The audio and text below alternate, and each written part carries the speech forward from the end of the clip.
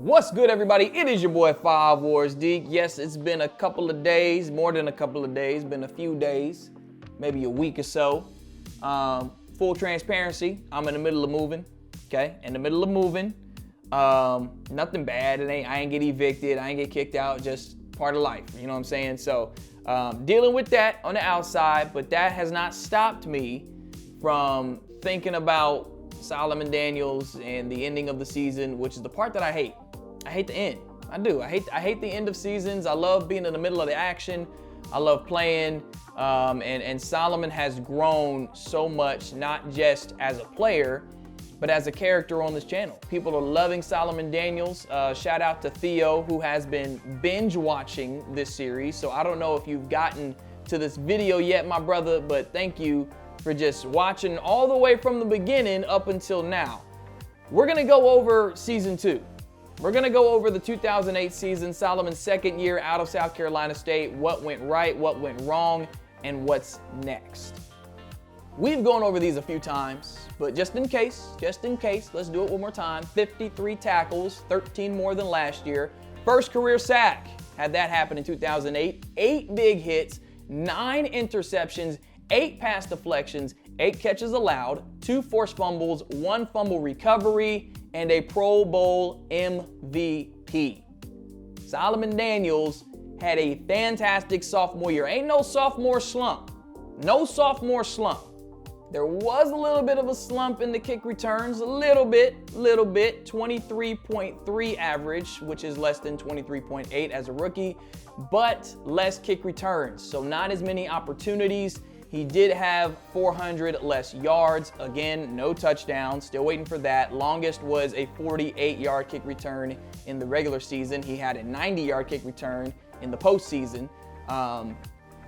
Still waiting on that first touchdown. Still waiting on it. Got close, but still waiting on that first one. The Eagles, who took out the Niners in the divisional round of the playoffs, won the Super Bowl for the second straight season. They beat the Broncos 45-23. Back-to-back chips for Philly. Back-to-back. I don't even know what to say, man. Like, we are the one team that knows how to beat the Eagles, but we can't do it in the playoffs. We beat the Eagles in the regular season. They got it back from us in the playoffs and then went to the Super Bowl. Like, I don't get it. But like, we're right there. But we just ain't got no quarterback. And I know y'all like, I thought you liked Vinny. Well, let me show you something. Vinny Johnson ended the year with a 60.2 quarterback rating. He had 2,593 yards, 17 touchdowns, 21 interceptions, completed 43% of his passes, 162 yards a game. He was sacked 44 times. That one fourth quarter comeback he has, I guess technically would be the Cardinals game, not the Jets game, but he did have that second half comeback, so just one of them. Okay, now let's look at Alex Smith. Alex Smith last year had a 61.6 passer rating with 2,321 yards, 19 touchdowns, 19 interceptions. Vinny threw more picks than Alex. Okay? Now, 41.9 completion percentage is unacceptable. It's lower than Vinny, so Vinny got him there, but that still ain't good. You know what I mean? Both of them bad. No fourth quarter comebacks. So, look, the leash is longer with Vinny because he's a rookie, but Alex, this is why Alex got benched. That's why Alex got benched. But Vinny, I don't know. When you put it into perspective of the entire league, Vinny had the 4th least amount of yards. He did not have the least amount of touchdowns. Did he have the most amount of interceptions? No, Hasselbeck did. Solomon picked him off twice. Brady Quinn had 25. Lossman had 25. Barber, the rookie in Green Bay, who beat the Niners, by the way. Schaub, Manning, Greasy, James Thomas. Okay, James Thomas. Troy Jackson, and then there's Vinny Johnson. So there are quarterbacks who threw more interceptions than him. I think he had the least amount of completions, maybe? I think he did, and I think he had the least amount of attempts. Yes, he did. He had the least amount of attempts too. Completion percentage was in NFL worst. So that was bad. There are other rookies in the NFL who played a little bit better. Where's another rookie? I need another rookie. James Thomas, 57 completion percentage. He also had 21 picks. We saw that earlier, 15 touchdowns. But, at least he's a little bit more accurate. So, Vinny gets a longer leash. I think he gets another year to develop, but I don't know how much he'll actually improve, and that's kind of been the problem. That's the problem. So in the grander scheme, let's look at the whole season here. The combined opponent record was 92-116. So it was a fairly easy schedule in retrospect, considering that a lot of these teams ended up really, really bad. Okay, the Packers went 6-10, and we lost to the Packers in week 1. And then, as you guys know, a 10-game winning streak where we beat the Dolphins 5-11, beat the Cowboys, who went 5-11. Washington went 8-8. The Rams went 6-10. The Cardinals went 6-10. After the bye week, the Panthers beat them. They went 5-11. Had to come back against the Jets. They went 10-6. There's the Cardinals again. There's the Eagles, who we all know what happened with them in the playoffs. There's the end of the 10-game winning streak. So you look at that, losing record, losing record, losing record. There's the Cardinals and the Rams again. 500, losing record, losing record. We ain't beat nobody. We ain't beat nobody except the Eagles and the Jets in that 10-game winning streak. And then there's Seattle, 13-3. They beat us twice. The Giants went 3-13. The Patriots ended up 500. Seattle again, and the Bills ended up 5-11. We ain't beat nobody. We ain't beat nobody. So, are the Niners frauds? Their defense ain't. I'll say that. The defense did what they were supposed to do, right? Like, you play bad teams, you're supposed to beat them. I feel like they did that. You shut out the Giants. How many shutouts did we have this year? 20-3, 13-3, 35-13, 27-0, 9-7. That was kind of crazy. 23-7, 24-3. Look, we held these bad teams to low scores for the most part. The offense didn't do a lot of scoring. They didn't do us a lot of favors, but yeah, the defense held it down. I think the team as a whole, though, like, if you're playing these bad teams, you should be scoring more points than that. Like, let's look at Seattle. They had a similar schedule. So they played the Cardinals, of course, and they also played the Rams, 24-7, 23-17. They lost to the Bills. That's kind of crazy. They scored 38 on the Giants, 24 on the Cowboys, 20 on the Patriots, 41 on the Jets, 38 on the Cardinals, 31 on the Rams. Bye week, they lost to the Eagles, which they probably lost to them again in the playoffs. I'm not really sure how that went because it doesn't tell us. Damn, they lost to Washington? Scored 26 on us. I remember that. That was an overtime win. 33 on the Falcons, and we only scored 9 on the Falcons in the playoffs. I think we won that game 9-0. 33, 28, got us by 3 again, and then scored 41 on the Rams. Like, they, you know what I mean? Their offense put up some numbers. That's the difference that I'm talking about. That's the difference. So all of that sets up this. Solomon Daniels is a free agent. Okay? He only signed a 2-year deal, which is crazy because usually rookies get 4-year deals. They signed him to a 2-year deal. He did make $2 million, which in this game is actually pretty good when you're talking about what you make.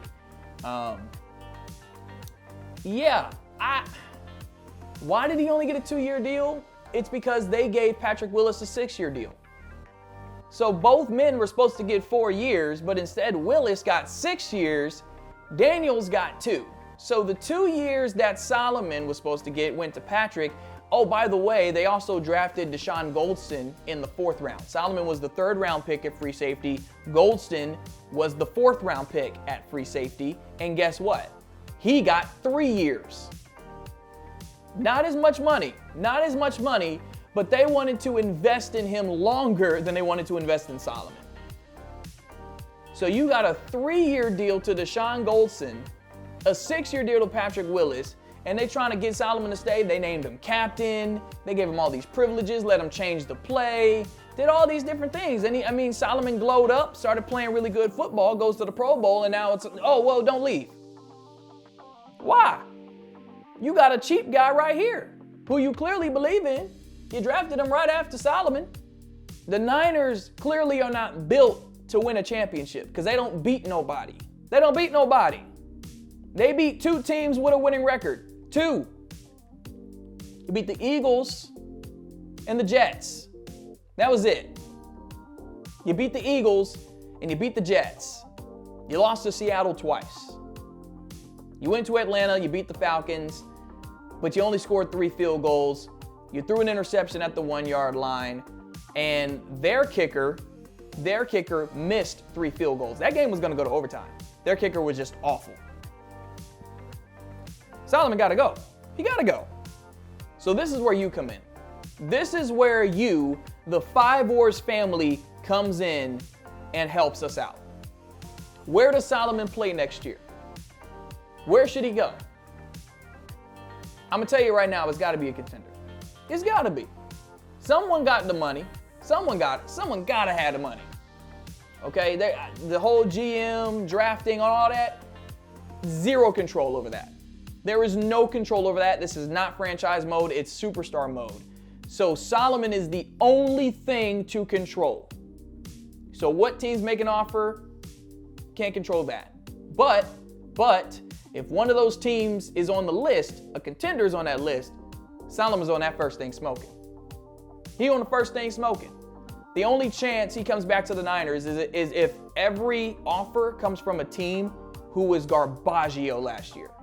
Like garbage truck juice. There's no way Solomon goes to the Bills. You know what I'm saying? There's no way. Go to the Bills for what?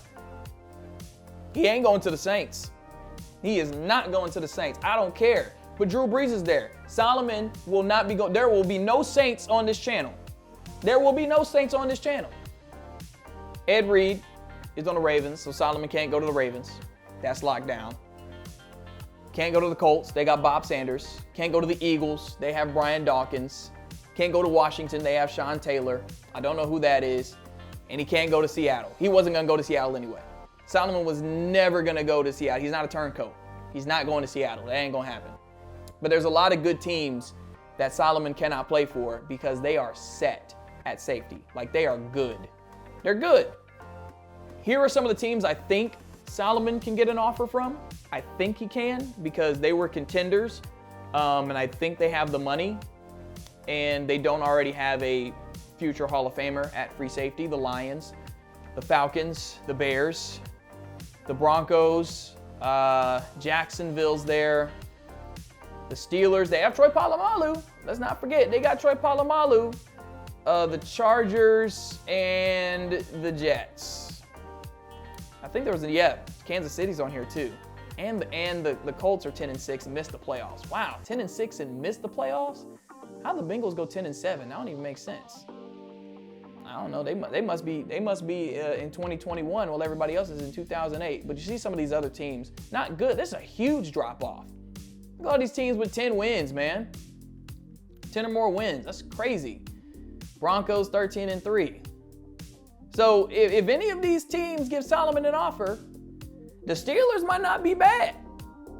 If you think about it, the Steelers, Troy Polamalu, Solomon Daniels, oh my goodness. Oh my goodness, that could be dangerous. You put them two together. I don't even know what would happen.